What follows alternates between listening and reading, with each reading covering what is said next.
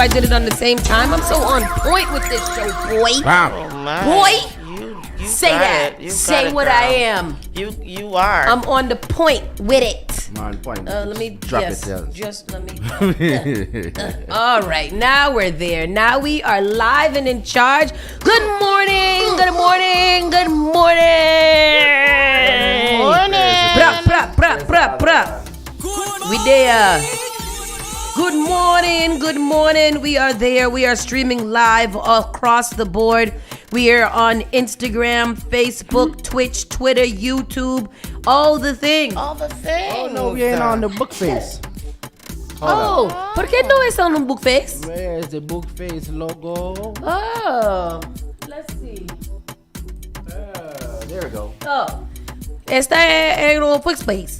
Oh my God. What is that? What was that? I don't know. Face. Face space. What's it called? Facebook. Facebook. Oh, good old Facebook. Good morning, everybody. Good morning. As you guys start to trickle in, I'm just gonna talk to my people over here. Do a quick check-in, Miss Tony. How you doing today? It's Friday. It's Friday. I am good. You know what? I'm kind of tired. I had a little bit of reprieve yesterday. Noah's dad came and got him for quite a few hours, which was really, really, really nice of him. That's why we ain't hear from you the whole day. That's why. You was leisurely. You had your leisure time. I was leisure AF. Oh, good. AF. I took 2 naps yesterday. Oh. That's the kind of tired that I was. Mm-hmm. What is going on? I don't know. And why is it so freezing? It is absolutely painfully cold. I happened to go out last night because I had to go move my car because of street cleaning, and it was bitter cold. And this morning it's 32 degrees. It's spring. This is the first week of spring. It's freezing. Is it though? I don't know. We're getting snow tonight, snow tomorrow, supposedly. We'll see. I'm unhappy about the wind. Like, I was like, oh, I got this little thing, when it's starting to get warm up, so, I can get acclimated. Bro, I think I'm getting another cold because it's too. Freezing. It's so cold. It's freezing outside. Last night when I went out to walk, I figured it out. It's 2 long walks a day, and the rest of them, you gotta hurry up, bro.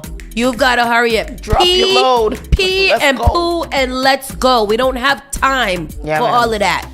It's bitter cold outside. Well, I'm starting to feel a little tickle in my throat too. And I'm so sad because the other day when I was leaving your house, I had to stop in the middle of the street because there was a little bunny hopping by. And I was like, yes, it's spring. The bunnies are out. And I was so worried for that bunny last night. Bunnies always be out. No, not in the winter. That's what I want to, where do they go to find They burrow. warm? They burrow and hibernate in the winter. So where did they under the ground? Yeah, that's what I was thinking. Because I was wondering where the little bunny family from around my way was. I don't know. But last night I was worried about that bunny. Let's see. Where are you? No, bunny, foo. Where do street bunnies? I don't want to need you. What is that? Bunnies? I saw bunnies last week, 2 weeks ago.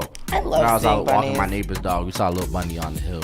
Yeah. So rabbits don't hibernate in the winter. They which don't? means they actively seek food all season long. Unlike most winter invaders, rabbits are mostly content outside. Rabbits primarily feed off of grass and other ground level plants. And after snow falls, however, they often can't access the grass they're normally. So do they die? Oh my God. Where do bunnies go in the winter? To survive the winter season, rabbits must find places where they can eat and hide from their predators. Rabbits look for the thick bushes, evergreen trees, solid fences, and anything else predators can't see through to keep them safe. But it don't say nothing about keeping them warm. Do they get cold? I know. I don't know, but it's cold. I don't know.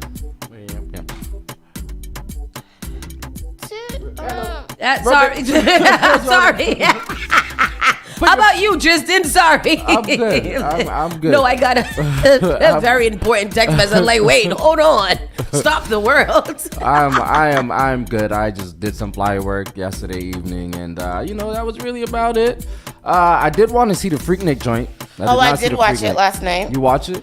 How was it? Did you watch it? It was very historical, more so. Historical. It wasn't like what we probably thought in our heads that it was gonna be.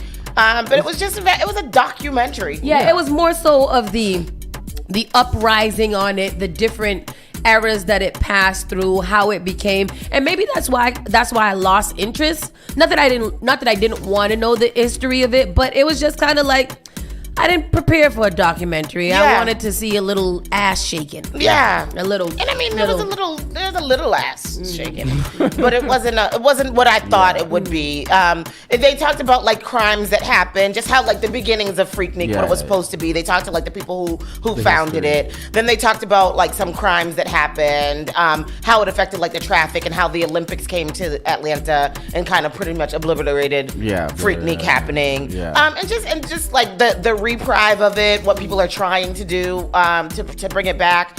I really don't understand why 21 Savage had anything to do with it. Me either. He was a maybe newborn. because he had a song that said Freaknik or something in it. Was he born from Freaknik? Maybe it was his maybe his maybe he a parents. Freaknik baby. He could be because he's 22, right? So he might have been an infant, right? Or a zygote. Around the end of it. DJ Live, I would like you to log off and go sit down somewhere. I don't know, but- Just go sit. I went to sleep after they blocked out the coochies. They did block out the coochies. They did block them out, which is But on it should have Hulu. been on Zeus, and it wouldn't have had to block it out. Yeah, that's Chris true. said, "Good morning, gentlemen," and the other group of people that will tell you to give them the space and give angry if you. Okay, well, Chris is back. Oh, is he back? Boy, I tell you. Oh, they said 21 Savage redid Freaknik for his birthday. Yes, he did. Yes, he He did. had a Freaknik themed party, but it wasn't like he was bringing it back every year, right? No. Yeah, no. I think it was like birthday party. Yeah, it was just his birthday party. Not the coochie. Shut up, Stefan. Go sit down too. Yeah. All of y'all. Oh Lord, Larry here too. It's gonna be a wild morning. It is Friday. It's F word Friday, so you know we in for some effery. Rockstone Triz, how you doing? I did that already. Your turn. How you doing? Tristan is mad because today he paid for a very expensive sandwich. And they didn't give him his correct sandwich. Boy, Oh, you should've given it back. I thought he was gonna have a but meltdown. this always happens to me. Is there anybody out there that when you order something online or when you get it, it ain't never what you got? They ain't never get you get I don't know, you order a something and something don't come with it. The other day, my neighbor ordered something and from Fridays, and they didn't give her a salad. Oh, well, she keep getting effed up because when she did that over at where we went to eat lunch,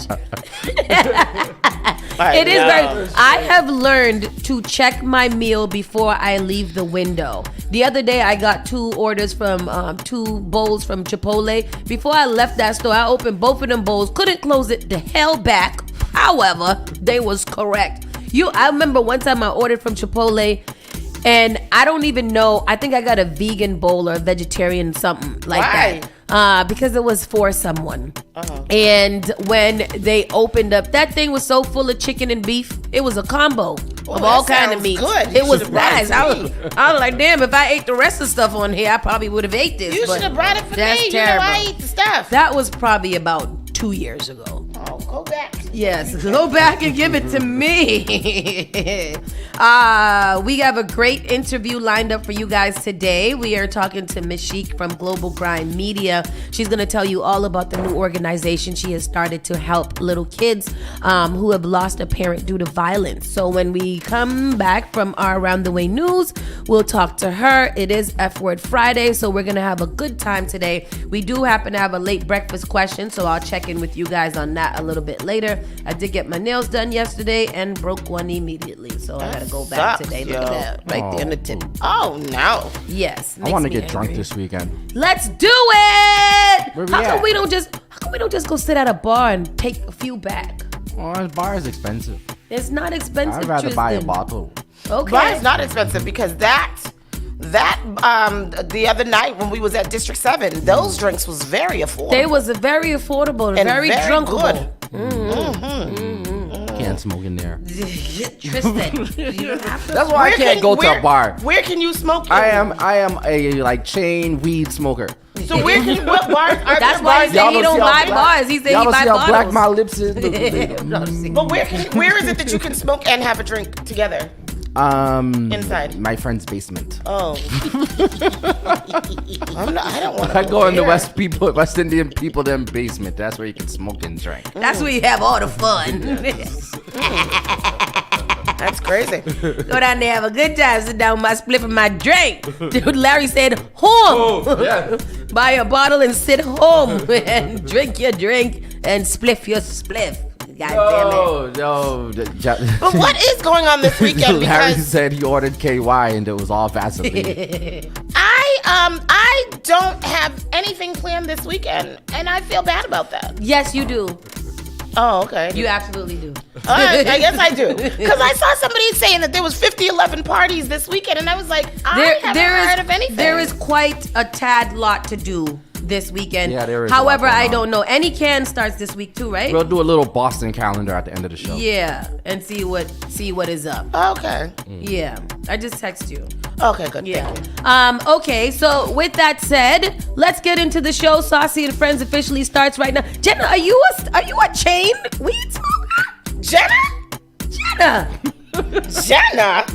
Well, she just said big them up, but I don't know if you bigging them up because you are part of the culture or Jenna. Whether she is or not, today we taking you. Today I feel you. Today you're part of the family. I'm gonna link you in the chain smoking too. Bye, Larry.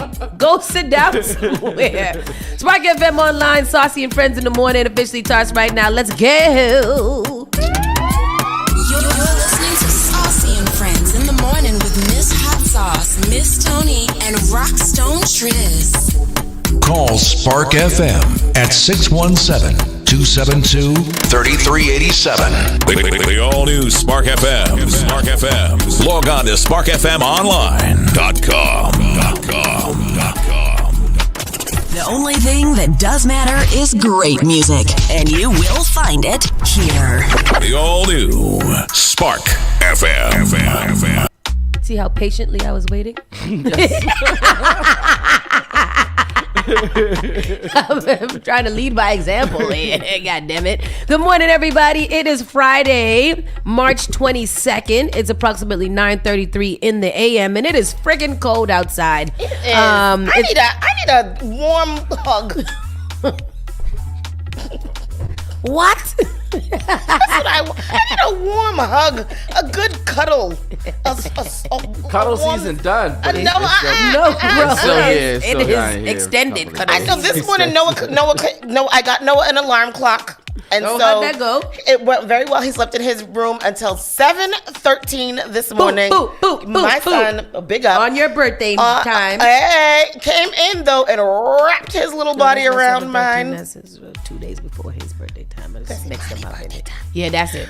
So he came and wrapped his little body around mine. And I was like, oh, too bad you're not a man. That's not my son because that would have been nice. It would have been nicer. But his little body, it feels nice. I guess so. TK too big. He's CK's man size. Lay down. Go to sleep. CK's the size of a short man. Yes, he is the size of a short man. I know lots of men. I feel like CK bigger than me, boy. Yes, I know lots of men CK's height. Yeah, and size. Today's going to be sunny to partly cloudy, high in the 44 degrees. Winds in the west at 10 to 15 miles per hour. The winds yesterday were quite vicious, weren't they? My gosh. Wow. What? TJ lied. Jesus Lord. Anyhow, let's get into this. She said, I'm not a man, Miss Tony, but I got you. She's the size of CK. She's the size of CK.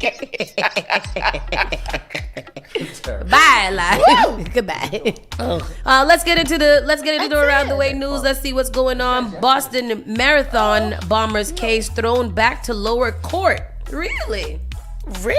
Court for probe of juror bias. The juries are biased in this, and you know that we don't deal too well with jury biases. I can't find the actual story here, so give me un momento. In the meantime, this is interesting coming at the time where the Boston Marathon is about to get popping, ain't it? Yes, it is. Shout out to Mark Maron, who'll be running in the Boston Marathon this year. Lit. That's amazing. The Boston Marathon's bomber's case thrown back to the lower court. And why would that be? So a federal appeals court on Tuesday ordered the judge who oversaw Boston Marathon bomber Tsarnaev trial to investigate the defense's claim of jury bias and determine whether his death sentence should stand. A 3-judge panel of the Boston-based First U.S. Circuit Court of Appeals did not throw out Tsarnaev's death sentence. Defense lawyers had pushed for that while claiming bias by 2 people who sat on the jury that convicted him for his role in the bombing that killed 3 people and injured hundreds near the marathon's finish line in 2023. And here is El Clipiando con ahí. That was Spanish for here is the clip right here. Line Look, rewind that. I don't feel like have I seen that? 10 years ago, 3 people died and more than 200 were hurt when 2 bombs went off at the finish line of the Boston Marathon. Gosh, we remember that. On Saturday, hundreds were together to mark the day that changed that city forever. And today, 30,000 people will run in the 127th race. 30,000 Fox people. Weather multimedia journalist Katie Byrne is live in Boston. Katie. Good morning, guys. Yeah, hard to believe it's been 10 years since then. Many of the runners, spectators, volunteers you're going to see behind me are here in honor of those victims. And you can see it's starting to come alive here this morning. People are showing up. This is What is this from? Because it says Boston Marathon to kick off later this morning. They start the race. They'll take separate So it started buses off over with to that, the and then we're which getting we know into the. When is pretty this? far from where we When are. is the marathon? Oh no. April 15th. April 15th? I thought it was Memorial Day. Why did I think know. it was Memorial Day? I don't know why that The was appeals up there. court found that the trial judge did not adequately probe Tsarnaev's allegations and sent the case back to the judge for a new investigation. If the judge finds that either juror should have been disqualified, he should vacate Tsarnaev's sentence and hold a new penalty phase trial to determine whether Tsarnaev should be sentenced to death. The appeals court led. I don't feel like he should necessarily be sentenced to death. I feel like he should just never get out of jail. Right. And he's been on the since he I mean, I feel like it was almost immediate that they gave him the death sentence. I didn't even know that we had the death sentence here in Massachusetts until this thing came about. And we don't have it here. We don't. I think this is a federal case, so okay. federally you do have. But he is being held here, right? No, federal. Where is he? He's somewhere with the feds. Probably in Texas or upstate New York or somewhere like that. We do have the report here from the news real quick. Let me just play the audio. Case against the Boston Marathon bomber Johar Tsarnaev will be back in the courtroom. Just moments ago, an appeals court ordered the case returned to a lower court to look into claims of juror bias. Tsarnaev's death sentence will stay intact, at least for now. The court found that a previous investigation into claims of jury issues fell short.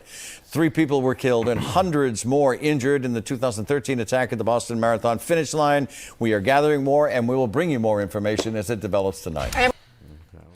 So, he's been in jail now for 11 years. It's so crazy to me. Like, for some reason, I just feel like it wasn't him. I feel like his brother made him do these things. Yeah.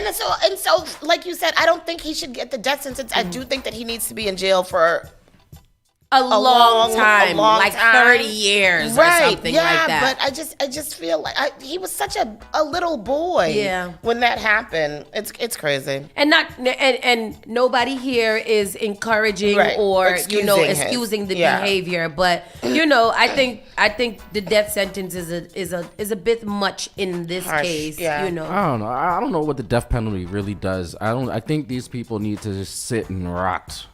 Yeah, like in a lot of the cases, an easy way out. Like, I feel that way too. People think about what they've done and whatever for the rest of their lives. Mm-hmm. Yeah, mm-hmm. Yeah. And then when he get out, he's stay in a halfway home in America and be kicked or something like that all the time. Like you get out the house and somebody just kick you right in your back every time you leave the house, but not at the same time, so you never know exactly when it's gonna come. So you gonna get kicked in the back at some point. Imagine that, living like that, and all day long you just be like, You be flinching all the damn time. Yeah, I like that. And then the one time that you let your guard down, that's exactly when you get kicked in the back. Is what you do that for? Why you do that? That's what Sparkle Latoya does. said he's at the Supermax prison in Colorado. Oh. And Mike Knight said they also killed a cop. They did. The black man. No, well, the MIT police officer, and then the black cop they were charged with the black cop stuff too. Which was like a year after though, right? And that's right. Snyder said death penalty elevates him to be a martyr, which is very true. Yeah, You know. that's what I feel too sometimes. And at first, doctors of Mass General transplanted a pig kidney. Where they transplanted at? Where they? Right They here. put it into a person. Is that the one that we talked about before? No, that was pig heart. No. I think this is the no. No. This is a new thing that just happened, right? Okay. Doctors at Massachusetts General Hospital on Thursday said that they have transplanted a genetically modified pig kidney into a human living with kidney disease, the first such procedure in the world. The patient, 62-year-old Richard Slayman of Weymouth, is Black recovering man. well and will Yes, sir. and will be discharged from the hospital soon. The surgery is a milestone in the field known as xenotransplantation, when an organ from one species is transplanted into another, and is seen as a potential solution to the worldwide shortage of human organs for patients who need transplants. Nationally, more than 100,000 people are on the wait list for an organ transplant, and only some of the patients who could benefit from new kidneys actively receive them. Others endure long-time dialysis treatment. While on dialysis, patients may become too sick to qualify for transplants. What if I don't eat pork? Well, then you wouldn't be getting that. I don't know. That has nothing to do with it. If you don't eat, I don't want no swine in my body. No, a vegan person would absolutely not go for that. Oh, okay. Well, if it saves your life, I'm not against this at all. I think this is kind of dope. If it's going to prolong people's lives. We know a lot of people that have died due to failed kidneys and stuff like that. So yeah, I guess my question is why the pig's heart? I thought that the monkeys and gorillas and stuff was closest to us. I'm not calling us monkeys and gorillas because we black, but I'm just saying. I thought about it, and I think the reason why they chose a pig is because of the pig's digestive system. I think that when we were talking about the guy who received the pig heart transplant, I think they said that just the pig's anatomy or whatever is the closest to ours, and that's why it worked. That's why it was a successful transplant, but it wasn't successful. Remember, the man didn't do well with it for very, very long. Yeah. So I would be very apprehensive about this kidney situation too. But if it's working, then hey. Mass General worked with the Cambridge-based company called eGenesis, which raises Yucatan mini pigs at farms in the Midwest. One of the pigs was brought to Massachusetts, where its kidney was removed and sent to the hospital by ambulance in a box enclosed in ice. As soon as the pig kidney was transplanted, it started working. Everyone in the operating room burst out into applause. The kidney pinked up immediately and started to make urine. It was truly the most beautiful kidney I've ever seen. Kwawi says he hopes the organ will function for at least 2 years based on data from experiments with pig organs transplanted into monkeys. Oh. Interesting. I thought about their digestive system as far as why they chose to use a kidney. Because of what they eat. It's very similar to the human kidney. All the organs are correctly sized for human recipients. The psychology is relatively compatible with humans, and we can edit them. The company is cloning pigs, but plans eventually to have the pigs breed. Some experts has reservations about using pigs this way. I think we need to be very careful, very careful. I have a lot of concerns about a therapy that is very much unproven. Black patients disproportionately face kidney failure. So, and that's another thing. Are they gonna start giving us all the pig transplants? We never gonna get no human ones? Because, I would prefer if something happened to me and I need a kidney transplant, that they would prefer. I get it. Mm-hmm. I would just prefer. My preference is that they find me a human one prior to giving me the pig one. Yeah, Yeah. So they tried the gentleman. He's a 62-year-old black man, and they did it because black men or black people in general, our rates are much more higher when it comes to death due to kidney failure. due to barriers including inability to access care and systematic racism. So this is very interesting. An abundant supply of organs resulting from this technology advance may go far to finally achieve health equity. Interesting. Very interesting. And sometimes I also feel like they be throwing in these words like DEI and all kinds of stuff to make it seem like this is what the kind of kidneys we gonna get all the time. You know, like you gonna give me a human. I think as long as Live said no more healthy humans left. They ran out. Well, that too. I mean, I think that as long as there is a human kidney around, they would give you that first. This person probably, I don't want to say volunteered, but probably was open to this experimental thing. So I would not. Well, obviously, yeah, he was. What was I gonna say just now? What'd you say before that? Live said. As long as if there's a human kidney available, they'll give you that. That's not what I was gonna think either. Live, she said no more healthy humans ran out. Oh, I don't know what I was gonna say, but it was very important. If I figure it out, I will interrupt the programming to say it again because something is interesting. I've got something to say. Y'all are stupid. Uncle Grandpa said no more BBLs. Put some ham hocks back there. I mean, that's what's gonna happen. Might as well. That's what's gonna happen. Some of these women do look like they did put some ham hocks, like a inflated balloon, because I don't understand why it comes so far over and back. I don't like it. It's like they didn't take no time to shape it. It's like, I'm gonna put these two basketballs inside of your butt. And then just however the shape is, I'm not gonna try to form it into like an actual booty. I'm just gonna have these just two there, just tack it on to you. Last night, y'all want though? Is that what y'all want? Y'all like the sides looking like that? Y'all know what I mean? Like the BBLs, the size. It's not us. I don't do girls. Is that what y'all want? Because this is what these women is going. I was born with a nice rear. Looks all right. weird. And I'm not shaped like how they are. So I don't know who gave the blueprint of how a butt should look for a BBL, because what I'm seeing emerge is like, that's not that you can tell that's not a natural body I don't at think all. that I've seen a BBL yet that I was like, oh, like that would change my mind to make me want one. There's this one girl who I feel like she has a good BBL, but her torso is so long that it just looks like somebody stuck something on her. Like stuck it on there. And then there's that one girl that always be in the West Indian parties. I'm not saying nothing about her, but y'all all know who she is. She looks freaking ridiculous every single time. And it's just a lot. I don't know. I just got my booty the other day, and I like what I have. I think that a woman should have hips. That's what I think. But I don't think that you have to have that extension. I love a wide hip on a woman. I think it's the sexiest thing on a woman is her hips. But Chris I said, just really, really don't like the BBL. I told my wife if she got a BBL, I was leaving her. I like a little bit of a gut and no butt.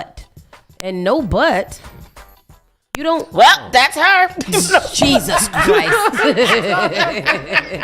No, not her. Can you go, Larry? I know that there's something for you to do today instead of be here on this program. Oh, gosh. I don't even know who that is. I know I'm not talking about her. However, that too. But I'm not talking about her. Let's move on. After a steel beam falls from Boston Tower, construction work is halted, and as it should, because it's dangerous. So I'm not going to even get into that because I don't like Captain Obvious stories. A beam went through 9 floors. They have halted construction. Oh, did they? Oh, good. Yeah. Somerville leaders consider abandoning gunfire detecting technology. ¿Por qué? ¿Por qué? Hi, Lawanda. Where have you been? Where's she been? We miss you. We hope Very you're well.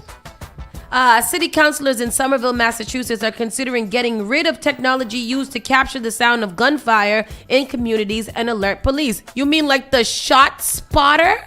For what are you getting rid of it? Right. Somerville City Councilor at Large Willie Burnley Jr. introduced an order to discuss the effectiveness and placement of the ShotSpotter software, recently rebranded to Sound Thinking.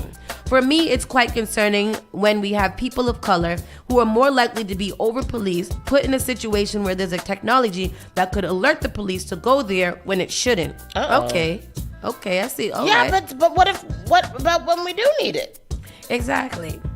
He added that he has civil rights concerns with roughly 35 sensors placed in Somerville, primarily in communities of color. All right.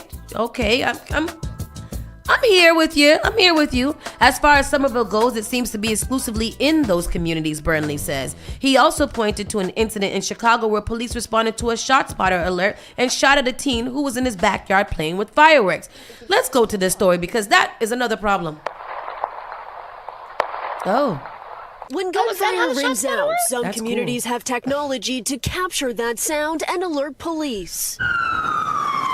But in Somerville, the city council is now considering getting rid of that software due to concerns of inaccuracy and civil rights violations. For me, that it's quite concerning when we have people of color who are more likely to be over-policed put in a situation where there's a technology that could alert the police to go there when it shouldn't. Somerville City Councilor Willie Burnley Jr. introducing an order to discuss the effectiveness and placement of the ShotSpotter technology, recently rebranded to Sound Thinking. He says in Somerville, roughly 35 sensors have all been placed primarily in communities of color. And as far as Somerville goes, it seems to be exclusively in those communities, including near the one we're in right now. Burnley Jr. also pointing to an incident in Chicago where police responded to an alert and shot at a teen who instead was playing with fireworks. When it comes to situations in which we are stoking fear in our police officers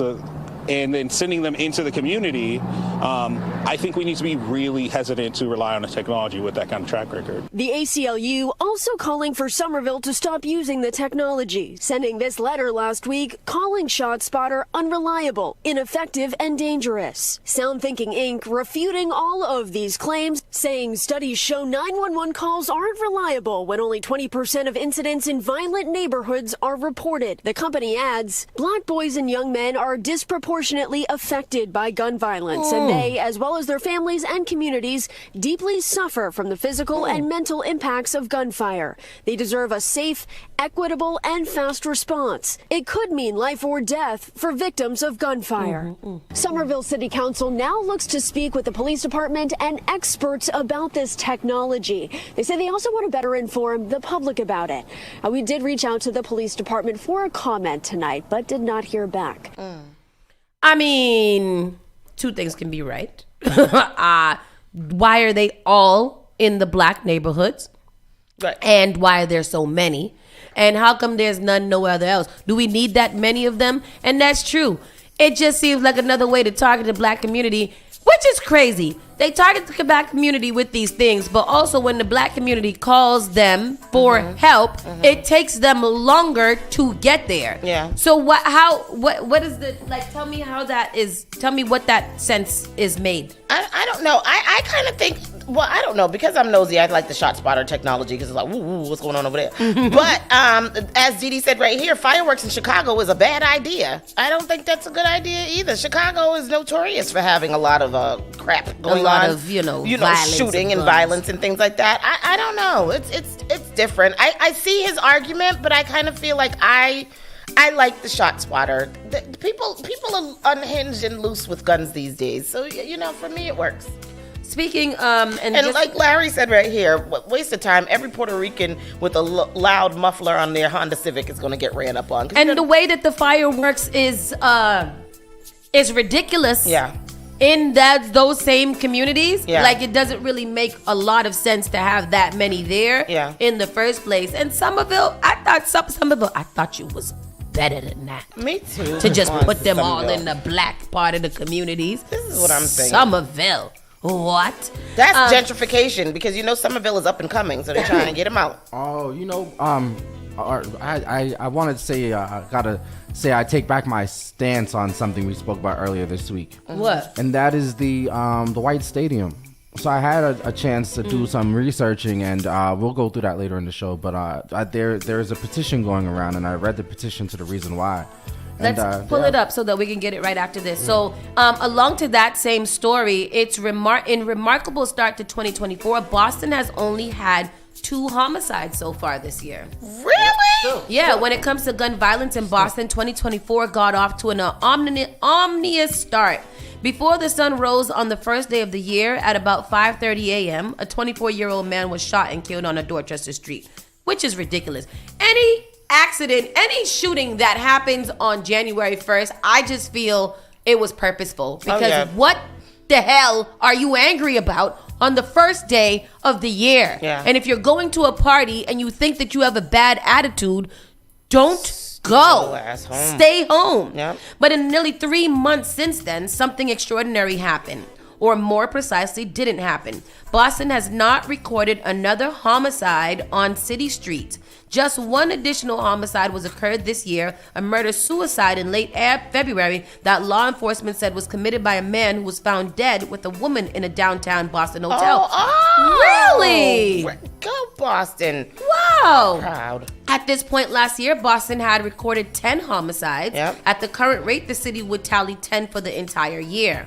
No one expects the remarkable run of tranquility to continue at this level, but law enforcement officials and community leaders have been quietly marveling at what's shaping up to be one of the least violent first quarters of a year on record. It certainly looks like good news, but one thing we found or seen over the years, is you can't project out. We still have the summer months to go. Yeah. We still have the fall. This point in the year is certainly remarkable, Suffolk District Attorney Kevin Hayden said of the city homicide count, though we quickly added, it's a small window, so we're not going to get too excited. And I like that. I like both of those statements by both Mr. Cox and District Attorney Kevin Hayden, because oftentimes we have this little quietness, and we think that everything is gonna change, and then people want to prove it wrong and go ham, and they get all real unhinged and ridiculous. Right. So for right now, we'll take it, but let's proceed with caution. Right, and it's sad because we want to be able to be really, really optimistic, right? But you just, let's be realistic about this situation. It's very, very good. I'm very proud to hear that.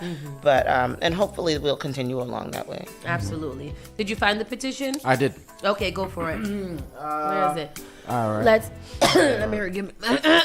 Franklin Park is one of the preeminent parks in America and is considered the jewel of Boston's Emerald Necklace designed by Frederick Law Olmsted.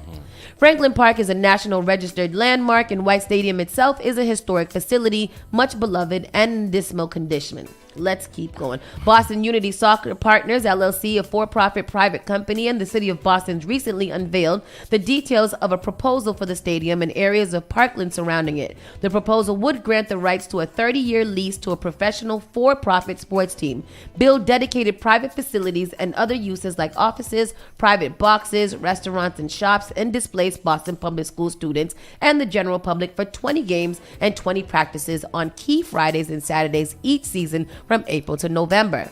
The proposal would also displace all current BPS football games for the regular season. This proposal has not undergone the legal and regulatory processes for projects in protected open space and environmental justice communities, including the Public Land and Protection Act, Massachusetts Environmental Policy, MEPA, and others. It does not follow the Franklin Park Action Plan developed in collaboration with the community. For there and other reasons, the proposal has raised concerns with many community leaders, advocates, and members of the public. So this is what the petition says. You can sign this petition. Tristan, why did you change your mind on it? If we had an agreement that it wasn't going to be used and for it to be sold privately, then they should be able to stick to that agreement. They shouldn't sell it to a private company and lease it out for 30 years. 30 years. 30. So that's another thing. I didn't even know that it would be displacing the kids' games and I their. had no idea kids' games were on there. So Thank you for bringing up that point. I had no idea that White Stadium was being used for anything at all. Me either. I didn't even know that it was a little Thanksgiving game or anything like that, which would make sense. I didn't know that people were using the park. So the fact that people have been using the park and now they wouldn't be, I also don't understand why they would be displaced by those games, because the other team, and it's a private company too. It's a private for-profit company.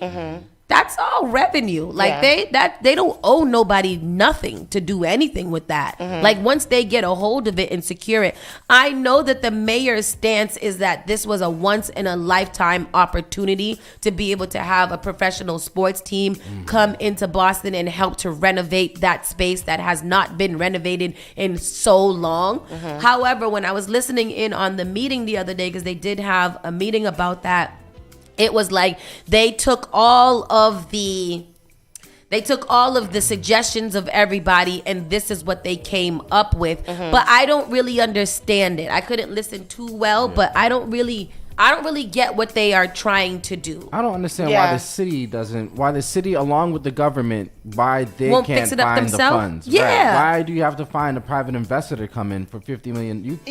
I think that's the biggest question. For about the same thing. Yeah. I feel like that's the bigger question. I just feel like if it's such big proposals from the community and from the people that live around there and everything like that, why is it that they're just like, let's scratch this? I feel like the partnership could still happen. I just feel like it should be like, it should be a partnership and not they own it for the next 30 years. Right. Because then I feel like after they own it, there's nothing that we can do about it because we're under this. It's like a prenuptial, like do a prenup for it. I think I'm agreeing with what Larry is saying here too. Like, why can't we just have something that is not built up? I agree with that. Just redo it, make it a little prettier or whatever like that. But we don't have to have everything. Doesn't have to be built up. Yeah, just let it be wood. Yes, open space. Yeah, and that's the thing. We have been begging for years for more open space in order to be able to do things. I think that the city could even make money by renting out the space for open space. Yeah, let people have events. Let people have all kinds of things there. You can make the money back. Like, I just don't get it. Like, I'm not. It's public property, Janet. It's public property right now. Right now, they're talking about leasing it to a private company. Yeah. What'd she say? Selling White Stadium is part of the what did Janet say? Did we ever find out who actually owned? Yeah, it's the city. It's Boston Public Schools and the city pretty much own it together. Boston Public Schools has the majority partnership, I believe, so they get all of their games and stuff, which we didn't know till now, played in there for the most part. And now they'll be selling it to this privately owned company. So, I mean, depending on how you guys feel, I would suggest that you actually do some research and figure out like what is actually going on there, and then make a decision for yourself and sign the petition. The most it's going to do is at least delay it so that what I don't like is that they're not, like Tristan said, they're not going through the original process in which they should. Like, this is not how we do things here, and I know it's a once in a lifetime opportunity, but okay, the Lord will never give you more than you could bear. Hallelujah. And if this opportunity does not arise, that means there's time for a greater opportunity to arise arisen for you. It is arisen, and that's all I gotta say. Don't do that. Don't play with it. Don't play with it. Don't play with it. Don't play with it. And then let me see. So in this one, pioneering reporter Sarah Ann Shaw died. So Sarah Ann Shaw was the first black woman to be on Sarah Ann Shaw died? Yes, she was 90 years old. So Sarah Ann Shaw, a legend at WBZ TV and Boston's first black woman TV news reporter, died on Thursday. She was 90 years old. God rest her soul. Shaw was a lifelong resident of Roxbury, according to her biography at Roxbury Community College. Sarah Ann Shaw at WBZ TV. She began her career in TV news in October of 1969 and spent 31 years on the station as a general assignment reporter. Shaw also anchored public affairs programs for WBZ and spent much of her time with the civil rights and social social service organizations. She brought one belief to her job in broadcast journalism, that continuous hard work on any one issue will bring about change.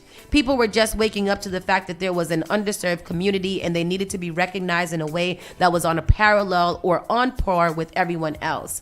Shaw's first decade at WBZ was a turbulent time in Boston with the civil rights struggle, the Vietnam War, and bushing. But all throughout it, Shaw blazed the trail. And she walked so we here at Spark FM could run. That's right. Amen. Did she Amen. have a poll? Huh? Out there? I think so. Well, yes, I believe she does. Let's go to the clip and see more about Sarah. Sarah Ann began her career at WBZ in 1969. That first decade was a tumultuous time in Boston. The civil rights struggle, the Vietnam War, and busing.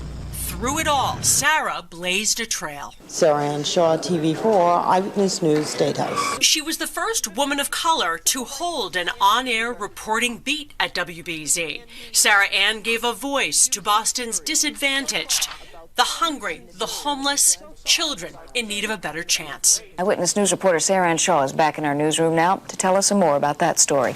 Sarah? Well, Gail, the city's housing inspection department Gail? received 60 calls today about heat problems. She also taught us about all the good in communities throughout the Commonwealth. Be proud of who you are and demand respect for what you do. If you want the city to come plow your street, perhaps you have to start on it yourself. Rest in peace, sir. Rest in peace, Sarah. I never heard about her. Yeah. Oh, yes. I read about her when I legendary. first started doing research about Spark FM. And I'm mad. You know, like it makes you mad because in my life, I had said I was going to visit her at one point or meet her. And, you know, life just be happening. But rest in peace, Sarah. You did good here and Boston appreciates you. And it's also Women's Month. So, you know. Yes. With that said, people, we're going to go to a quick commercial break, and then we'll be right back. We'll be talking to Miss Chic, who has a really great platform that we want to tell you guys about. We'll be right there. Spark FM Online. You're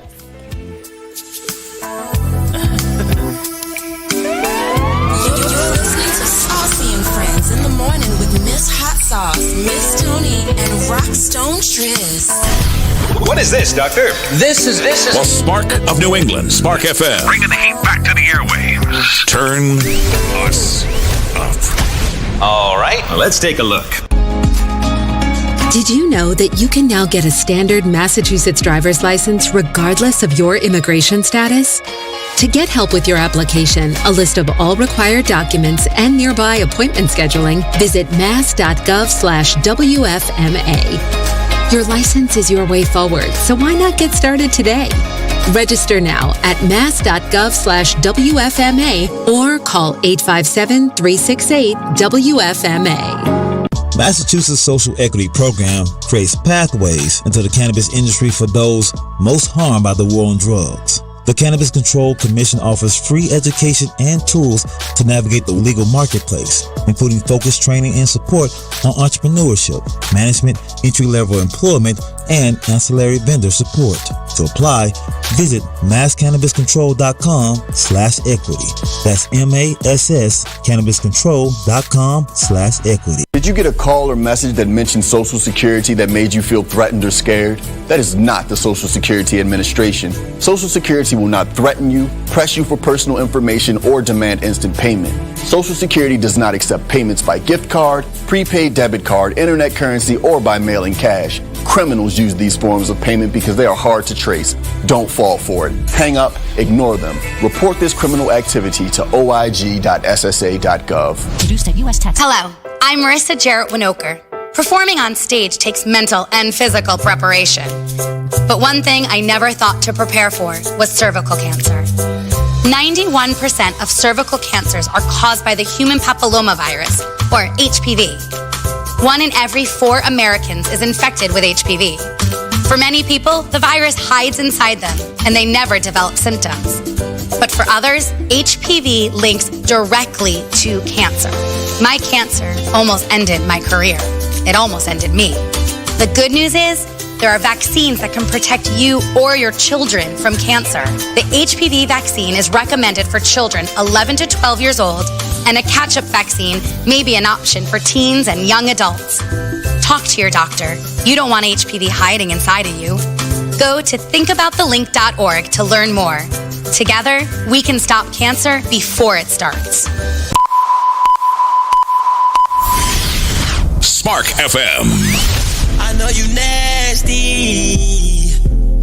She be touching on her own body. Igniting the airwaves. Spark FM. Said she wanna take me away. Said she wanna take me away. Said she wanna show me the way. Join us on Facebook and Instagram at sparkfmonline.com. Turn us up.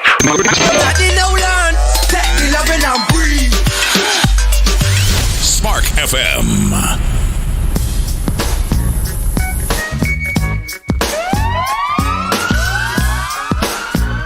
You're listening to Saucy and Friends in the morning with Miss Hot Sauce, Miss Tony, and Rockstone Tris.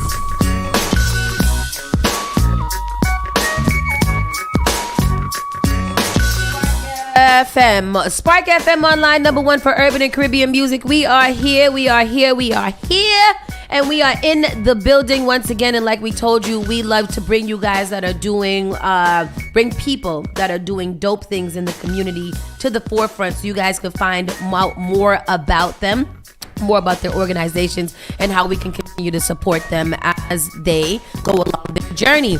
And today we have Miss Chic. Do you want to go by your first? What name do you want to go by? Okay. Shiaka. Good morning. So we have Shiaka McIntosh. She is a native of Boston, Massachusetts. She's endured the harsh realities of inner city violence, including the loss of her child's father to such circumstances. However, she transformed her pain into purpose, emerging as both an esteemed artist and a dedicated activist for We Are joint venture. Through her resilience and determination, Shiaka now serves as the proud CEO of her own nonprofit, Parties from Above. Welcome, and more welcome. How are you? Thank you. I'm good. How are you? I'm good. You can pull that microphone right down. Okay. You know how to speak into a mic. I She's know. a old MC. Extras. Don't act like you don't know how to use that. So you are. I know you as Miss Chic, as a lyricist, as an artist, as a rapper, as an overall girl boss. Yeah. So introduce us to you, and then we want to know more about Parties from Above. So I'm Shiaka McIntosh, and as she said, I wasn't gonna bring it up, but I'm pretty nice with the bars, But I just wanted to I just came up with this idea of starting my nonprofit. Basically, I just wanted to contribute to the kids who have lost a mom or dad, because I know what it's like to, I know what it's like to have everyone there in the beginning of a tragic situation, and I know what it's like for everyone to dwindle away. Those birthdays are no longer the same. Christmases are no longer the same. So I just wanted to kind of, fill a void. Can you touch on what happened in your situation with your kid's father? So on June 14th, 2016, my child's father was murdered while taking my son to the barbershop. And it was a personal situation with him and a ex-friend or whatever. And the guy shot Marcus. This was the situation I hear it is? Yeah, this was a situation I hear it is. At the time, I was at work, because that's normally what I do. That's what us mothers are doing. I get a frantic call from one of the barbers, and he's like, yo, Marcus is dead, or Marcus is shot, while I'm at work. And that was I remember that day as if it was yesterday. To get that call, and your first instinct is, where's my baby? Because I know he was with his dad that morning, because he took him. I dropped him off to his dad. It was a normal morning, and then that happened. But when that happened, when I get there, it's nothing but yellow tape. They don't want me to see my kid. I just zoomed from work to the situation. It was one of the most traumatic experiences in my life because I don't know what's going on with my son. Yeah. Is Marcus dead? Is he? I was like in denial. I kind of felt like he was going to pull through. I honestly was like, oh, he was shot. Okay, I don't think he's going to die. He was such a strong black man, such a fighter. I didn't see him being the one to pass away. But unfortunately, we lost him. And our lives have changed forever. He was a very much involved dad for both my children. Taught me how to drive. He taught me a lot of things. All this political stuff I didn't understand at the time when he used to be so embedded in the book, so embedded in the law. I was just, okay, babe, whatever. But now it was like he was ahead of his time.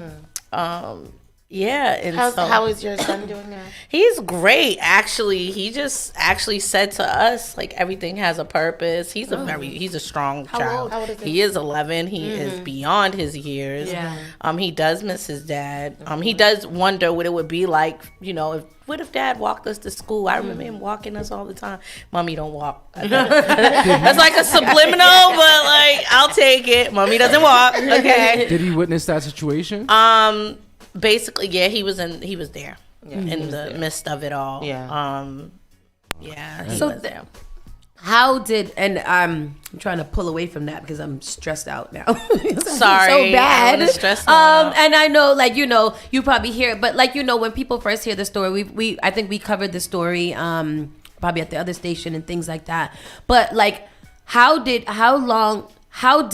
Parties from Above get started out of that situation? And I know you said a little bit, like, after the hoopla dies down, after the pomp and circumstance, and after after it starts being trending, you have that instance of lull where nothing is happening and you almost don't feel supportive. How did you decide on parties for the kids? So I was already doing parties, just not at this big of a scale. Originally, so it's funny because when I used to throw parties for Yoda, that's my baby's nickname, his dad was like very involved. He would complain like, there is no reason we should pay this much money for a cake. But I loved to decorate, and I know I was great at it. So I was already throwing parties for Yoda, and then after that, there was some of my female friends who didn't have the means or didn't have a father in their child's life. Not necessarily that they died, but I would whip something up from scratch and make them have a nice party. And I'm very crafty. So a lot of people would be like, yo, you should do this as a business. I'm like, I don't have time for that, whatever. But if I did do it, I would do it for kids whose moms or dad passed away. So this has been something I've thought about. I've had the thought process of it since 2016. Yeah. So, but I just never had the time to, bring it to fruition. Yeah. And so recently, I just completely changed my life. I just had this whole, what should I call it? Epiphany. A pivot. Yeah. From God. And I just said, you know what? It's just time that I focus on this. I've been thinking about it since 2016. I've always been helping people with their kids' parties here and there. Just, nobody really knew. I was just doing it from my heart already. So it was just an easy transition. And then once I put it out there, and then a lady by the name of Kathleen Turner. Hello, Kathleen. Big shout out to Kathleen. Yeah. So somebody I can't remember who introduced me to her. Oh my God. But somebody. Well, she meets everybody on Facebook. So. Yeah, she hopped right in. Like, I'll help. Yeah. And this woman has like hundreds of thousands of dollars. Like, she has expensive stuff, like tablecloths. Normally, someone to rent from her would be $1,500 and above. And she just came in. I didn't know really what I was doing with the balloons. She taught me how to construct the balloons. She taught me how to make letters and marquee letters and do all this stuff. I didn't know you did all that. Yeah, I do. That is good. We get the cakes, the cupcakes. There's somebody that donate customized chips for the kids. Yeah. So how is it received? Like, I know that this is a trying time. We are dealing with kids who for the most part lost their parent due to some type of violence. how is that? Like, it's hard for me to think about them being excited about something, maybe because I'm an empath and I'm like, oh, the poor baby's probably depressed. But like, how are they received? How is those birthday party? How do they go? Oh my God, they have a blast. They get in there, they're dancing, they got all their cousins, but it also brings the families together who have missed the mom or the dad. So the grandmother is actually enjoying it as well. The grandfathers are doing like the father-daughter dances if the father is the one that has passed. So definitely the children so far, they've been having a ball. Like, they've been having fun. It's always thank you. I tell all the kids they call me Auntie Chic now. There's a clip on here from a news interview that you did, and we're gonna bring it up right now so people can actually see what these parties look like, because that is extravagant. Yeah. Look at, I want this party right here. I can never fill the void of their mom or dad, but at least I can make them smile for that day. Shiaka McIntosh is something of a birthday fairy, creating a magical day free of cost for children she doesn't even know. She calls her one-woman show Parties from Above. My son's father, Marcus, was murdered, and my son was there at the time, and I always made it important to, overload my son with joy on his birthday. So birthdays is like a big thing for me. Big is the operative word here, even though McIntosh relies on donations.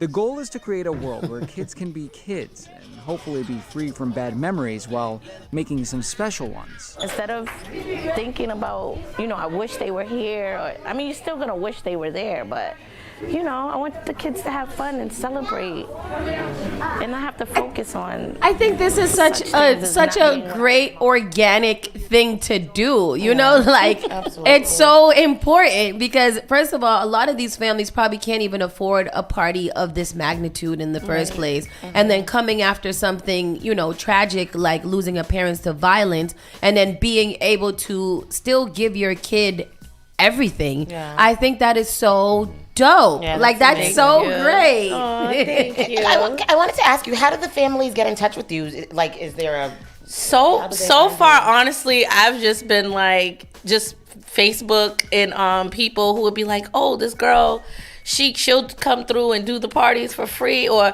I'll meet people and I'll be like, did the mom pass? Oh yeah, I'll do the party. Give me the date. How do you get funding for things like this? So far, I have a GoFundMe. So far I've done the GoFundMe. And donations and Have you tried out to get any grants or anything? I haven't even tried yet. Okay. So I'm going to send you start. a few because I do see a lot of initiatives out there when I'm scouring the internet of different things that are. And it's a weird kind of platform that you're on, because usually there's things for preventative, but there's not a lot of things for after. I know that you have connected with the Louis D. Brown organization. I didn't connect with them yet for this. Oh, because that's what I had in mind. But I have not.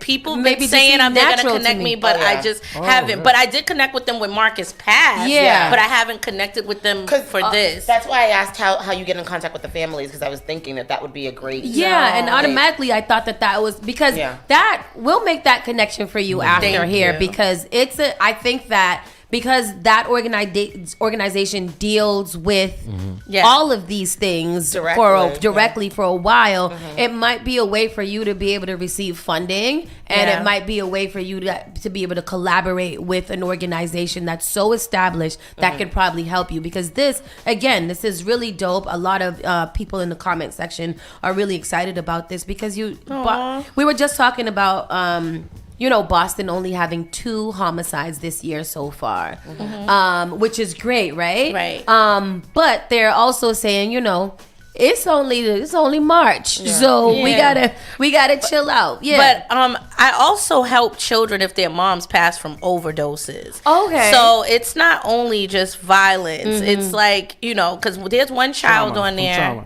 From trauma. Yeah. It's traumatizing to lose a parent as an adult, because I've also lost my mom, and I'm a grown woman, and it hits me all the time. But I couldn't imagine being 9 years old And like even there's children that are still bullies, and when they know certain children's mom or dad passed, it's the first thing they say. Yep. Your dead mom, your dead dad. Which is crazy. I've had my son come home weeping because children has talked about his dad being deceased. Absolutely. Oh, wow. So there's children that have to deal with that part of it too. Yeah. Yeah, and one of the young ladies that I just threw a party for, the parent called and was like, the kids jumped her at school, and it's like, for what? Like, she's like a good kid, straight. They jumped her at school because her mom died? No, I don't know what they were just bullying her for a while. They were bullying for a while. It was about, So these kids also have other issues on top of, I already lost my parent at a young age. Yeah. I'm trying to figure out who I am. I no longer have my mom there to help me through this. I no longer have my dad there to help me do this. And, the least I can do is throw a party, That's the least I can do. That's you know what I mean? yeah. It's something. But yeah, if their moms pass from overdoses or even natural causes, like I said, there was a young lady, I would like to give a big shout out to Miss Mahogany Payne. This woman is the one who, she inspires me a lot. All the families inspire me. I have to pinpoint this one. Why does she inspire you the most? She lost her 2 sons to gun violence, and she lost her daughter, Toya, to cancer. Oh, God. Jeez. She now has custody of her beautiful, vibrant granddaughter, in which both the granddaughter's parents have passed. Toya, which is her mother, and Keon, which is her dad. Oh. He passed from natural causes in his sleep or something, and the mom passed from cancer. Wow. Baby girl is like 11. I did a big Care Bear party. If you guys go to my page, the Care Bear party was for Kiara. It's very extravagant. That was one of my favorites to decorate.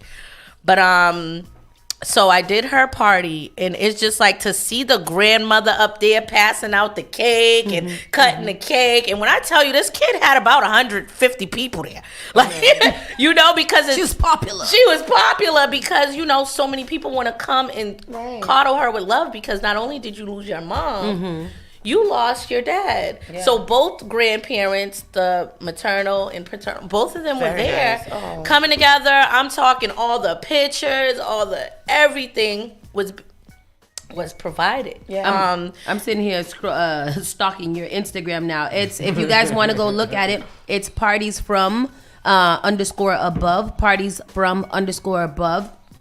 They do have the links for, you got to put the GoFundMe link up there too. I'll put the GoFundMe link in the comment section. Okay, what age range do you do the parties for? Okay, so this is what I'm stuck at. Okay. So it was supposed to be 6 to 16. Okay. 16 is the cutoff. Yeah. Because the sweet 16s, but there's a child, someone just reached out to me, and the child is 2, but his mom was gunned down and shot to death. Jesus.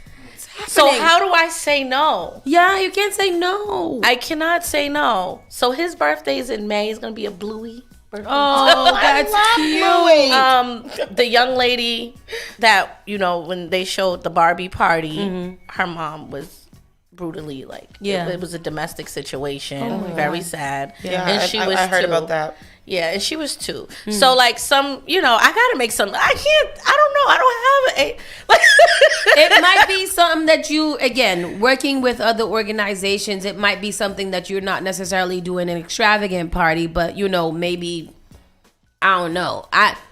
You got to figure that out. For the 2-year-olds, I could come through with the cake and do something. I'm guessing that you picked that age 6 to 16th is because it's the most memorable. It sticks in your head as a core memory. Absolutely. Whereas a 2-year-old probably doesn't really know what is happening. Yeah. So, I mean, in order to not burn yourself out, I would, stick to what you said that you were going to do, and then just kind of find a different type of package where you maybe donate a cake or something like that to the little ones, because it's like, Y'all can get a cake. Yeah. Y'all can get a cake. So nice. Yeah. What else do you also have different toy drives and stuff like that? I saw that on your page. Yeah. Other events besides the birthday parties. And is that a way for you guys to just get donations and in-kind goods by doing like toy drives and stuff? Well, I just did my first toy drive, and originally it was just for the kids whose moms and dads passed away, and I'm gonna continue to do it that way. Yeah. The toy drive was harder than I thought it was gonna be. It is not as simple as People make it seem like there's like 400 toy drives every day. Yeah, and people are like, it was a lot. So, but definitely no. I just did that from the kindness of my heart, and people was already donating, a lot of toys for the kids. Yeah. And it was like too many toys for just the few kids I've done parties for. So I just wanted to give back to the community. And Cleon at 1102 Blue. Big shout out to Cleon from 1102 Blue. Yes, he has donated his space to me numerous times for the children's birthday party. So I thank him a lot. And That's Christopher Worrell definitely is behind me. He's helped me with a lot of things. I appreciate him a lot as well. So I do have. And you do have some really great support. Yes, they are like the paparazzi. We got, Joanna. And there's big shout out to Exit Fame in the building. Even though he is out here, doing his own thing. It's important when we see artists support other artists. Like he is holding this camera up here when he's probably used to being in front of the camera and he don't even want to be shouted out, but we don't do that here. So. This man was with Joyner Lucas yesterday. He was with Joyner Lucas, now he's here with she. I feel important, And that's how you show community. Like this is such a dope cause. This is such an amazing cause. Absolutely. And you have some really amazing people supporting you and a lot of people that rooting for you. Like now that we know more about it, shoot, count us in. What you need, a DJ? Because we got a lot of those, like things like that. That I'm pretty sure. I was definitely going to Don't. I'll let you know if you ever need a DJ. Let me know if I'm available. I'll definitely donate my time to you guys. Absolutely. Thank you. And I'm sure that we have a couple more that would be interested in doing that because that any cost that you could eliminate or cut is important for things like this because then you can focus your time on other things. So let us know. You know how to reach me. I see you all the time. Thank you. Like, hi, girl. And you live down the street. And congratulations for your award. Thank you. And yours as well. But yeah, we live literally down the street. I think I pass your house when I'm walking the dog now. So, and sometimes every now and then when I'm blazing down the street, I'll be like, oh, that's my sheep.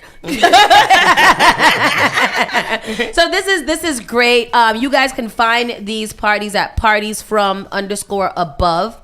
They don't have a website yet, but we are going to be working on a website for them so that you guys can figure out how to contact. And any last words, anything that you need from the community, what do you want to say to them?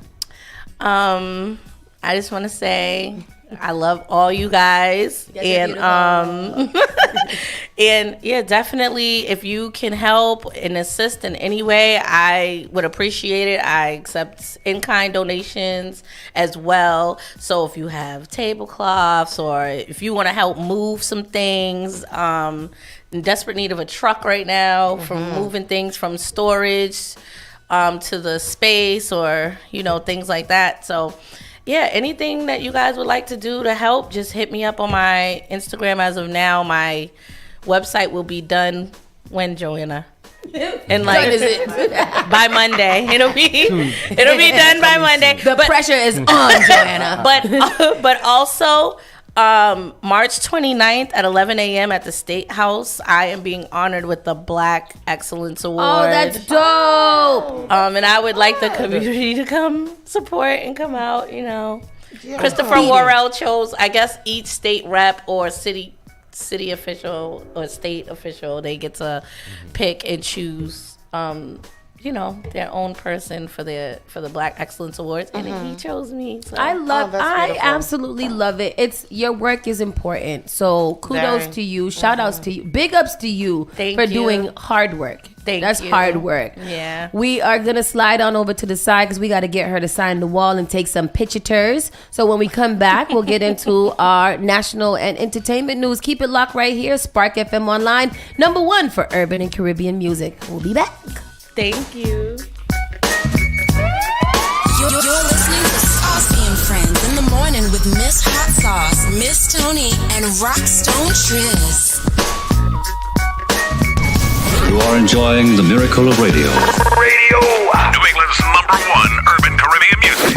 Radio. Spark FM. JP Morgan Chase is making a global commitment to break down barriers to drive inclusive economic growth all over the world. We believe there is a pressing need to help more people move up the economic ladder. That is why we are investing in communities and people to create an economy that works for all, because no community should be left behind. Right here in Boston, we're focusing that work in Dorchester, Roxbury, and Mattapan, among other neighborhoods, on improving financial health. These efforts aim to address the key drivers of the racial wealth divide head-on. We're here to empower individuals, families, and small businesses by connecting them to the tools that build generational wealth and a long-lasting legacy. Chase is investing in Boston. Chase is investing in you. Visit us at the Mattapan branch at 1617 Blue Hill Avenue, where the team is waiting to help. The war on drugs has harmed millions of people and disproportionately subjected Black and brown communities to criminalization and incarceration, disrupting access to resources, education, and support. To learn more about Massachusetts policies and programming ensuring the legal cannabis industry is equitable and positively impacts communities harmed by marijuana prohibition and enforcement, visit masscannabiscontrol.com/equity. Finally Home is a must-read, step-by-step guide that will equip any first-time home buyer with the knowledge they need to confidently make informed decisions. This book provides answers in simple and clear terms to most, if not all, of the questions you may have about credit, home ownership, and generational wealth. Finally Home equips the reader with the confidence to be engaged with the home buying process without feeling vulnerable or exploited. Tailor-made Real Estate Easy is not just a catchy hashtag. It is real estate agent and radio personality Taylor Andre's goal. A goal to simplify one of the most challenging processes you will go through as an adult. A goal to educate you properly on credit and teach you the strategies to finding the home of your dream. It is not just a good book or an easy read. It is the secret to a seamless home buying experience.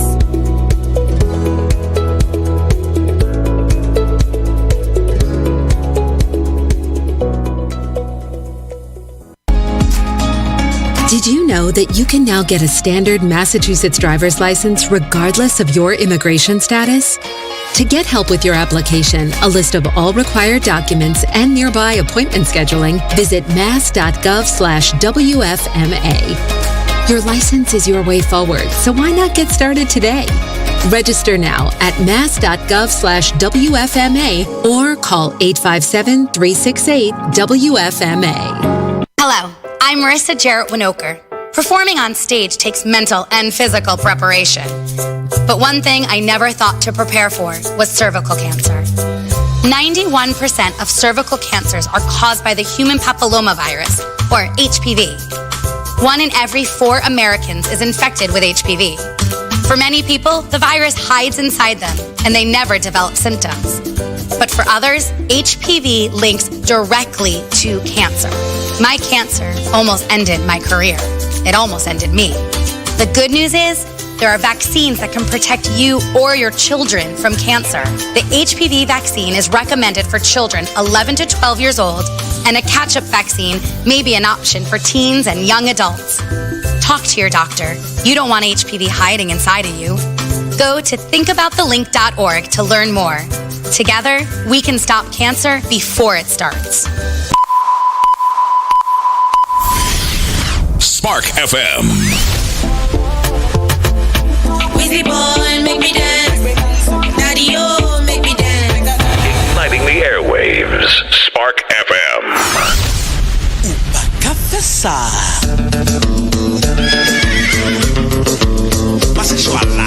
Join us on Facebook and Instagram at sparkfmonline.com. Turn us up. Tell me how you want it, yeah. Call me in a moment. Spark FM.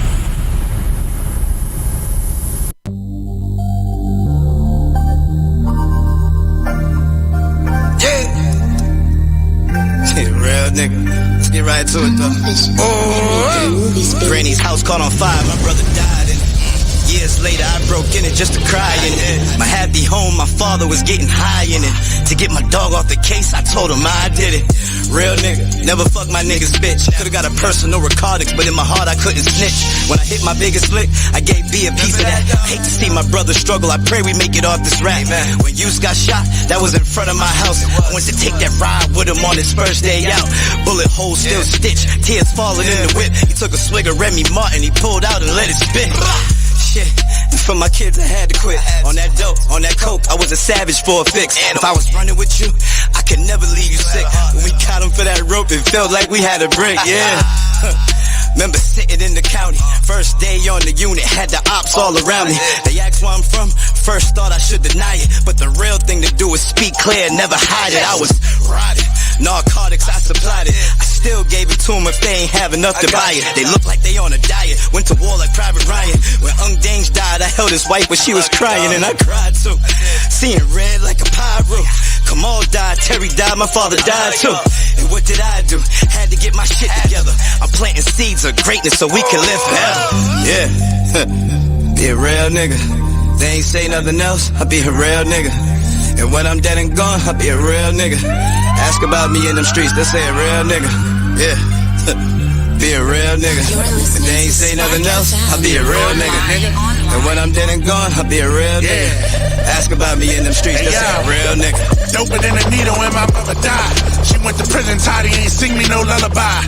Said I could never sell drugs, look what it did to my family. But crack money bought this trip to Miami. I'm in the yams cause the yams clicking my feet cause them bitches is sandy. I'm called Pepper, know we gonna score if I get it to Randy. So don't respect me cause it is Brad, respect me cause my merits. I ain't never say a word in them barracks. My cousin hear it, got life, but he a fighter, I hear it. It's in the spirit, in the microwave, cussing the birds. Like a parrot, let us brag, but it ain't what I cherish. I'm from the terrace, where a nigga dump a clip in your ass. Cause he embarrassed all the customers I saw. All my runners with the law. When the pressure got too heavy, I was the one you niggas call. Sell cases, shell cases, man, I'm accustomed to it all. Feeling like I'm Pat Beverly, I hustle just the bar, surely real. And that's how they gonna put it forever. Blame it on my crack cooking endeavors. I'm not the many, I'm the few that kept it true when I stood in the weather. And I'm the glue, cause we is broken, I put it together. Ain't no cracks in my story, it's just crack in my story. Will Smith, Chris Rock, all this smack in my story. I guess it's safe to say, it ain't safe to say. Don't ask me, ask God, I was made this way. A real nigga. Yeah, be a real nigga. They ain't say nothing else, I'll be a real nigga. And when I'm dead and gone, I'll be a real nigga. Ask about me in them streets, they'll say a real nigga. Yeah, be a real nigga. The all-new Spark FM. Them don't like me, I mean I like them. Spark FM. Come on. Sicker than your average. Spark FM. Yo, chick a man be ballin'. Leave chick pigeon toed. Some of them be crawling. Spark FM. Oh gosh. It's me again. New England's #1 urban Caribbean music. Radio. Spark FM.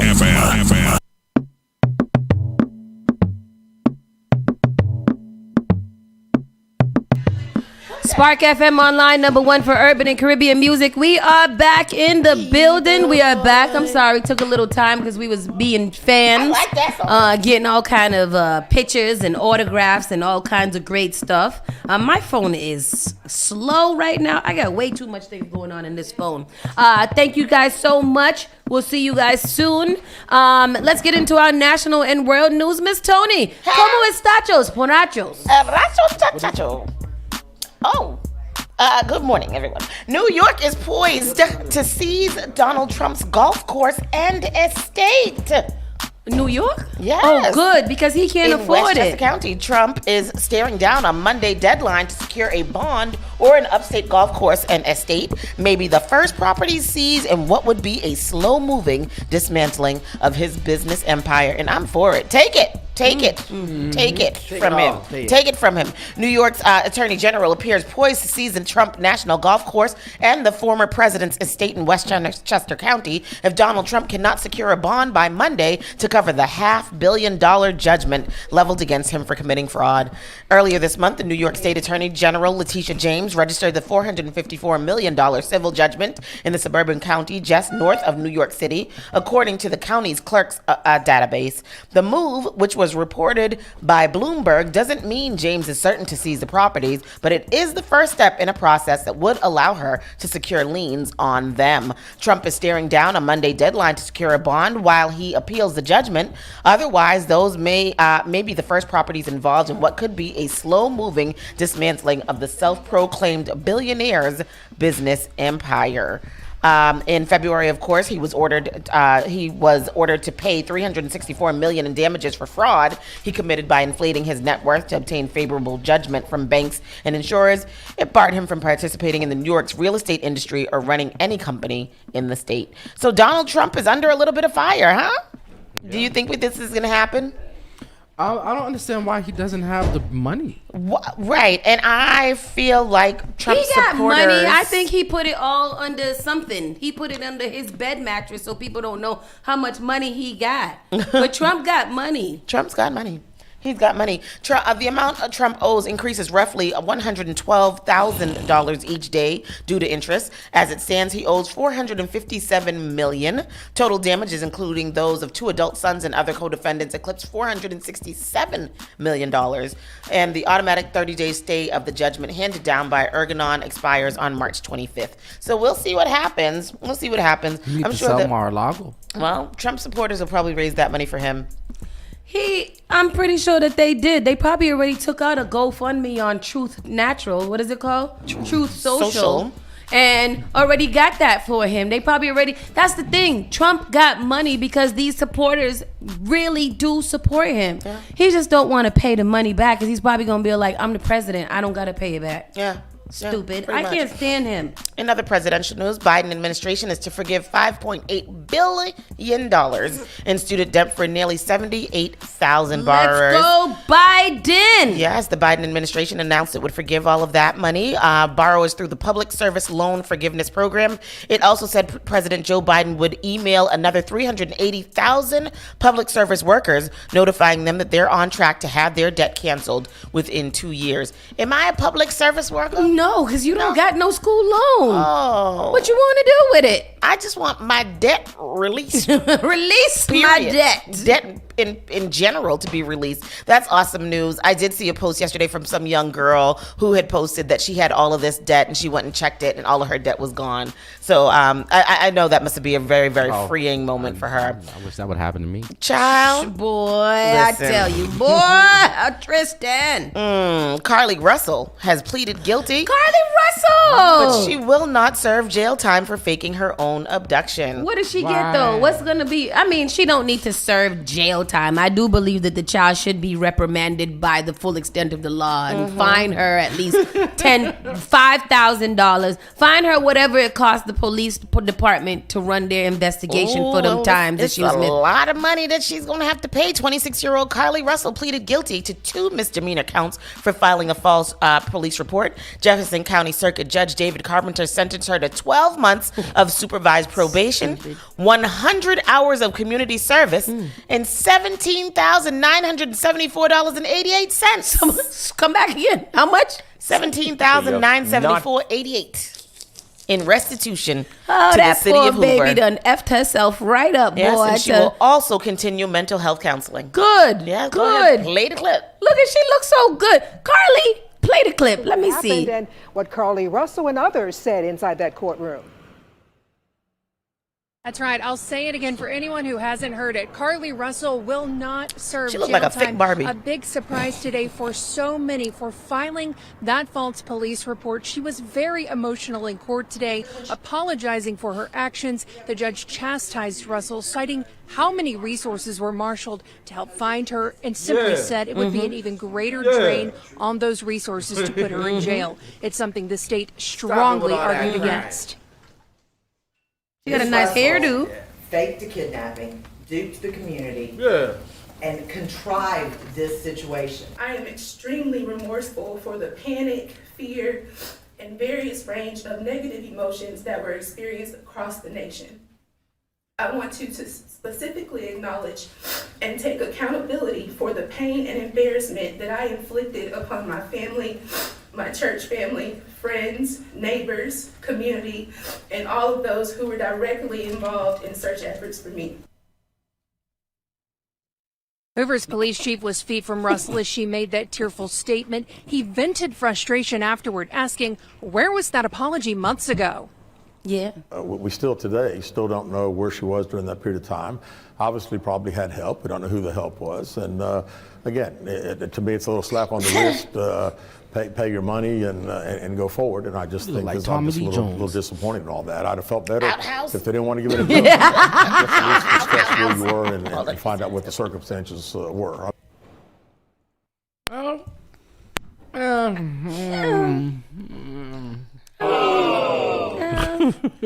All right. I mean, that's nothing. I mean, the girl got a problem. She should have never told. Put That's that it. camera on. Where is that camera? Huh? Oh, your camera. Oh. Yeah, I mean, you know. Bless you. What do we expect?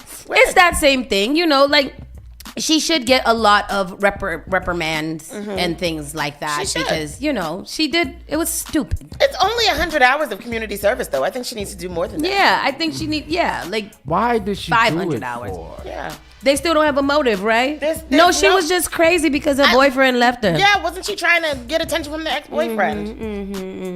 And why? Honey, just go sign up for Facebook dating. You can get a lot of attention. Not Facebook dating.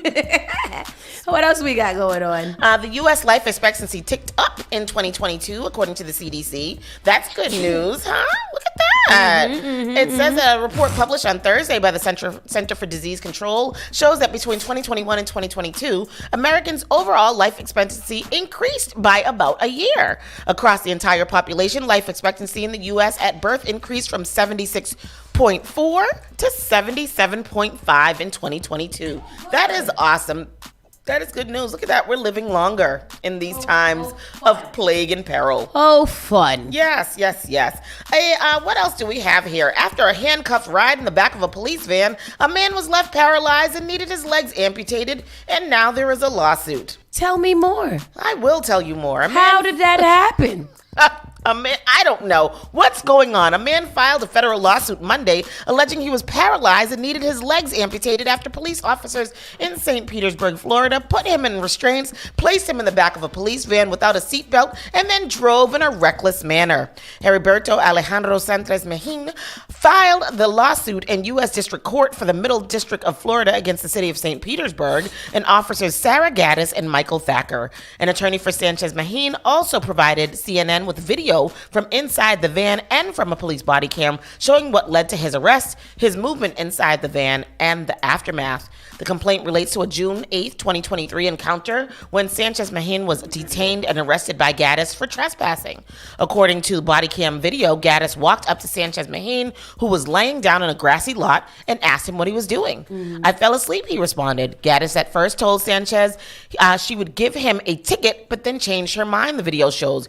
You're going to write me a ticket, he asked. No, you're going to take a ride today. I've decided that you're not going to actually go to jail today. Far too many problems with you, she responded. We're getting all kinds of complaints. Can't be doing this, the officer said.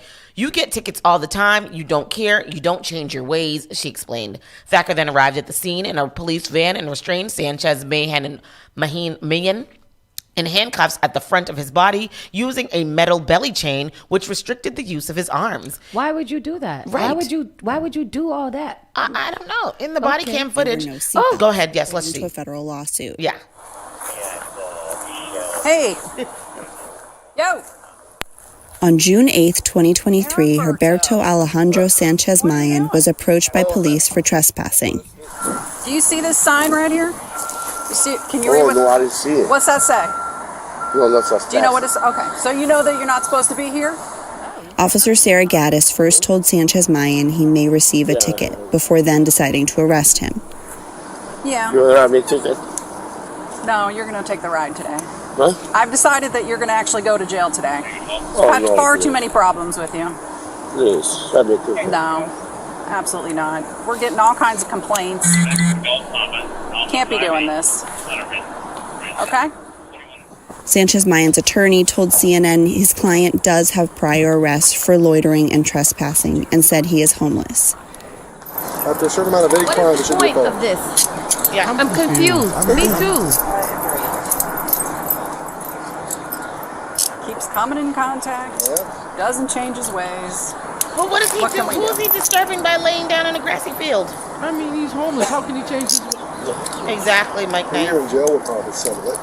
A year in A year in jail might solve it. A year in jail for sleeping on the grass? It's debatable. Sanchez Mayan was handcuffed and placed in the back of the police van where there were no seatbelts. During the transport, about 22 minutes into the ride, his body was thrown forward and his head hit a metal partition. The suit alleges Officer Michael Thacker was driving, quote, in a reckless manner before suddenly coming to a hard stop at a red light.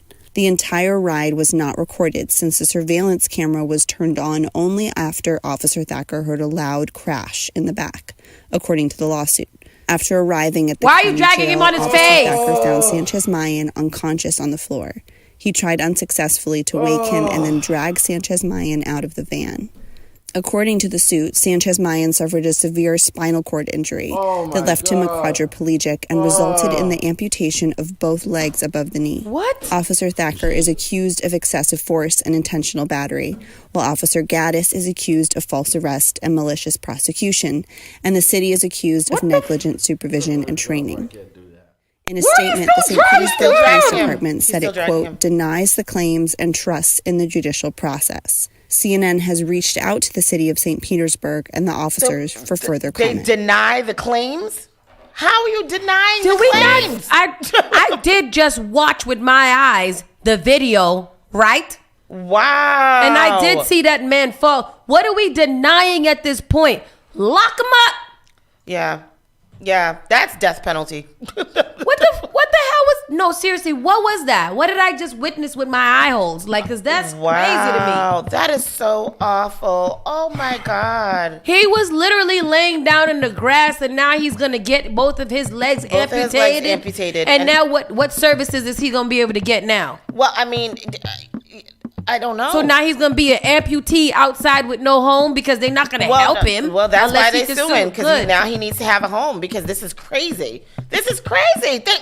Thank God for the video coverage. The way that man got dragged out of that vehicle on his face, and then dragged again on his spinal cord injured back is wild to me. Oh, that's y'all got me upset. Oh, that is awful. Y'all got me upset today. A Florida teacher is accused of using students' yearbook photos for AI-generated child porn. What you just say? What you just say? Oh, God, I'm so sorry to have to say this to y'all. Oh, my gosh, a teacher at a Christian school in Florida was arrested Tuesday after he was accused of using yearbook photos of students to create AI-generated child pornography. Stephen Hauser works as a third-grade science teacher at Beacon Christian Academy in Newport Richey. According to the thing, the sheriff's office opened an investigation after receiving a tip about him. In a news release, they said 2 photos and 3 videos featuring child pornography in his possession. The sheriff said none of the media contained any students at the school. Deputies found that he had generated AI child porn, which he admitted to creating with 3 student yearbook photos. This is a new kind of way to exploit children. It's not an avenue that you typically look into when you're looking at children being exploited. It is worrisome and it is scary. That's what's going on now. I was like, what is he tearing up in here? Why you do that? Why you being ridiculous? Look at him. He did it. Nasty pervert. Nasty man. Nasty pervert. And then this very last story, a mom in Georgia is accused of using her child to steal a purse. Surveillance video shows what the police say is a mother telling her child to steal a purse from the booth at a busy restaurant.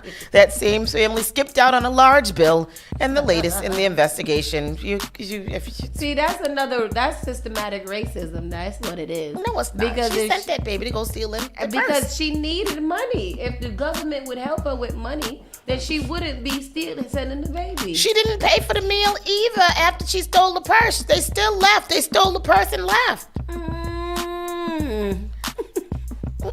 I'm trying to figure out a way to help the baby, and you sitting here convicting the baby. I mean, it's not the baby's fault. It's the mother's fault. It's the mother's fault. And then quick in the entertainment news, there was something in here. Erykah Badu and Beyonce. Have you seen that? I saw that. Beyonce posted a new picture. Posted a picture of herself half naked with some beads in her hair. Mm-hmm. And then what's the name? Badu went and copied it. You know, she just said, she reposted the picture and said, on it, and then the Beehive attacked her, and then she tried to reach out to Jay-Z to get the Beehive to stop attacking her. Yeah, she asked Jay-Z for help and said Jay-Z needs to reel it in. So that's what's going on there, that quick entertainment piece. I don't know. Y'all read all about it. What? Pop Smoke's autopsy reveals new details 3 years after his homicide. So in his autopsy, it says, what's the new details? Now the autopsy report is giving more insight into the murder. It says that while Pop Smoke, whose legal name was Bashar Baraka Jackson, was assassinated in 2021, the autopsy report is just now being released due to security holds. The cause of death has been confirmed to be a gunshot wound to the torso, and the manner of death is confirmed to be homicide. The autopsy also states he was shot by others. While we knew Pop Smoke was murdered in the home, the autopsy further revealed there were 2 gunshot wounds to Pop Smoke's body. Really? One perforates the torso and one penetrates and partially perforates the left lower extremity. The entrance of one gunshot wound was through his left lower back, indicating the shooter had come up from behind on him. The gunshot wound of the torso had an entrance defect at the left lower back and perforated the kidney, the stomach, and the heart. They shot this man from behind, or as he was walking or running away. So they shot him down there, and it perforated his kidney, his stomach, and his heart, and then exited the body at the central anterior chest. So they shot him down here, and it went up all through his body like that. It sounds like they were on the ground. Oh, like after he was already on the ground from being shot. It sounds like he was standing up, and they were ducking low, shooting him up. Oh, like sneaking, coming down, like sumo. They also said that there were minor blunt force injuries on him, including an abrasion over the right cheek and an abrasion over the bridge of the nose. They punched him? Pistol whipped him, probably. Oh, Jesus Lord. I wonder, was he still, did he die instantly from the shots? Yeah. I hope so. Not that, there were also perforations to the left kidney, stomach, and heart. Jeez, my Lees. My goodness. Yeah. So that was released in the autopsy report. And I don't know. There's not really much more. Oh, Kobe Bryant's father. This was a big controversial issue yesterday. Kobe Bryant's father puts the Laker championship rings up for auction. Do you guys believe that he should be auctioning off the man's championship rings? It's his dad. I mean, I'm sure he got enough stuff that, that probably doesn't mean much to him. He probably has enough more Kobe memorabilia. How many does he have? What is he auctioning it for? Yeah. Why? Yeah, I don't think there's a need to auction them. He got kids. If you want to give one to each. How many rings he got? He got a lot of rings. I mean, he got enough rings for all his children. 4? Yeah, he still got 3 other children. Give each one of them and the wife one. If you don't have no use for it, if it doesn't mean anything for you, give it to somebody who it might mean something to. And wasn't Kobe not speaking to his parents when he passed? There was a little friction between them and the parents. I do believe they don't have to be speaking when he passes. It's still his parents, though. Yeah. So why are they selling his ring? Yeah, that's what I'm saying. Like this, we not cool. But that's what I'm saying. And now you selling my stuff. Why? Why are you doing that? If they weren't, that doesn't mean they were never cool. That I didn't say they were, regardless of whether they're cool they had or to not. Be cool. They birthed them. The question is, why are they selling his ring for money? And it's only for money, and that's not. Yeah, cool. What is that for? What is the purpose of that? Yeah, I don't get it. I don't know. I don't want my family selling my things. Give it to somebody who it means something to. Yeah. My kids. Yeah. You know, maybe a niece or a nephew that might have wanted it or whatever. Just for money sounds pretty whack to me. I don't think that's a good idea. So anyhow, I don't know. You guys said that there was stuff going on this weekend. Big shout out, big birthday shout out, 50th birthday shout out to Scoops Way. Yeah, he celebrated his 50th celebrated birthday. his 50 in a big ways yesterday. I was seeing all kinds of things. So shout out to him. Shout out to all. So many people had birthdays this week. I think everybody was doing Shout it out to 9 Aries. months It's Aries season officially. Oh, great! Now Aries it just is the turned best. that. Okay, Aries is outside. Yay, I don't Aries! know too much of those.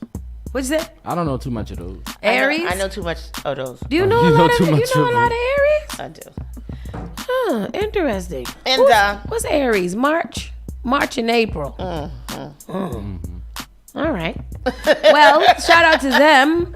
There's a lot going on. You guys got to find it yourself because I don't know it right now. Bobby Steels is up next on the Bobby Steels Show from 11 to 1, followed by Feel Good Fridays with Pam. Oh, yeah. And we'll have more fun, more music, more topics, entertainment, and so many other things. We want you guys to have an amazing weekend. It is supposed to snow. A little. No. It's gonna be cold. Uh-huh. It's gonna be a little bristle. It's gonna be nasty. It's So gonna be nasty. It's gonna be wet though. It will be rainy.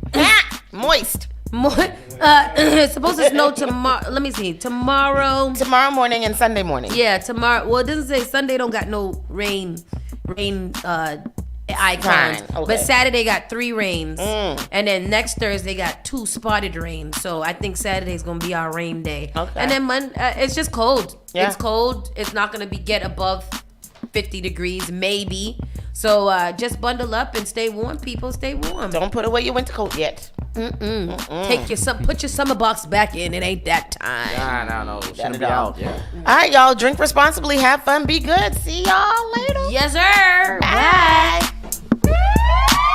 You're listening to Saucy and Friends in the morning with Miss Hot Sauce, Miss Tony, and Rockstone Triz.